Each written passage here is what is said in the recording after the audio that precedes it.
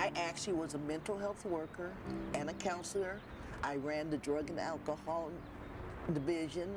I worked in residential, and I worked with Dee Hurst for 3 years, and I worked with Pacific Clinics, used to be Portals, for another 14 years.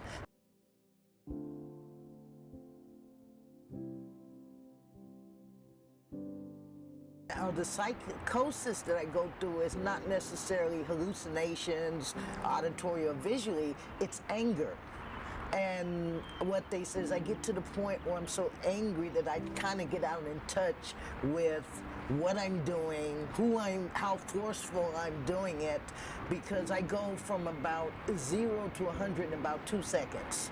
So I might sit here calmly, but then you say something that I feel is detrimental to what I'm trying to do, or insulting, or condescending, and I will blow up. I would do anything not to do it. And it's, to describe it, it's almost like your mind kind of knows what's going on, but because of the mental illness, you can't stop it.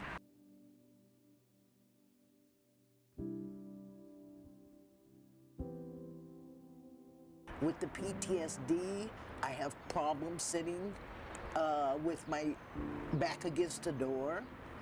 I have a very difficult time with people touching me without my permission. I'm usually hypervigilant about where I am. You can imagine when you have 6 officers surrounding you, now I have no escape.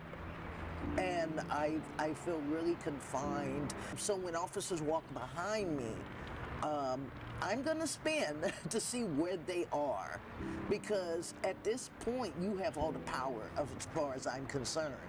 I respond to what's being told to me and how you are saying it. In other words, if you're yelling orders at me, I'm gonna yell back on how I'm not gonna comply. If you talk with a lower voice directly to me, I tend to respond to that and talk directly to the person. I cannot follow 3 different people speaking to me at the same time, because then I'm already angry. Now I feel like you're trying to fool me by confusing me.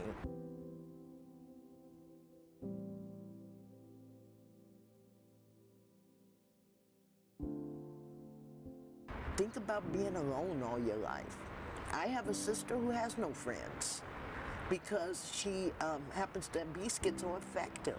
So therefore, socially, she's not able to maintain friendships. She's terrified about leaving the house. She's gotten better. I have a brother who sleeps for weeks because he's depressed. Unfortunately for me, when I get sick, I want to spread my illness all over the place. And I'm going somewhere, and I'm going to let you know that you were the problem. Medicare has something called the donut hole. So that means at the beginning of the year, my copayment may be $100. Once I hit the donut hole, my copayment becomes $600. So therefore now, I have to make a choice. Do I pay my rent? Do I pay my car payment? Or do I buy food? And usually, unfortunately, the medication usually takes the licking.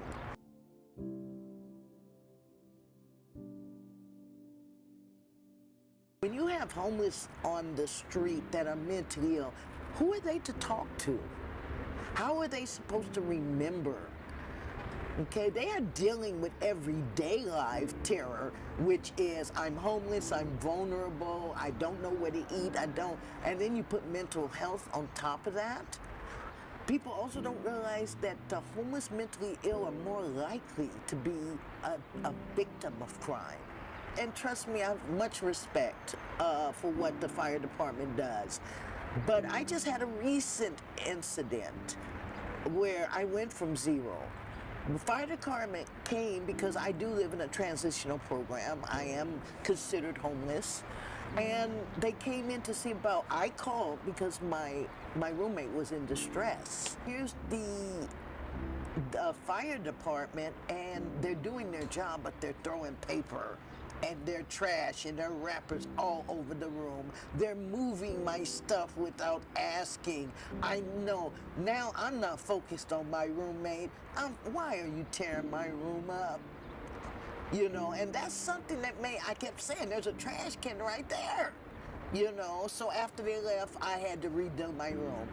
That made it harder for the next time they came before my roommate, because now I'm hyper vigilant on you touching my things. I have a problem with that, unfortunately.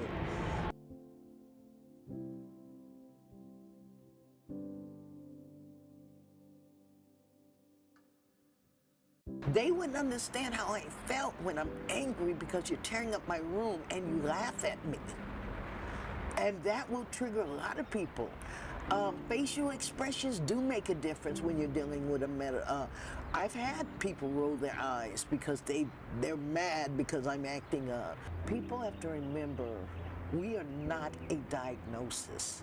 We are human beings. We have families. We have mothers who love us. We have brothers and sisters we care about. We have children that we want to do better.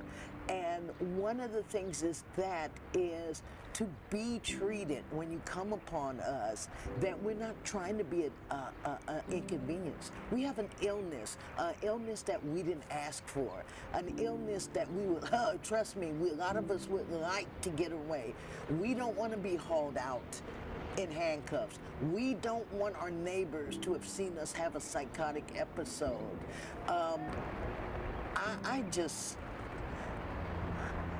I just want to know I count. I count too. You may not know my history of working, so you can't, you know, I'm not a child, I'm an adult. And respect is high on my list like it is for anybody else. Shame and humiliation are also on that list, like anyone else. And I'd rather be seen as a person than as an inconvenience.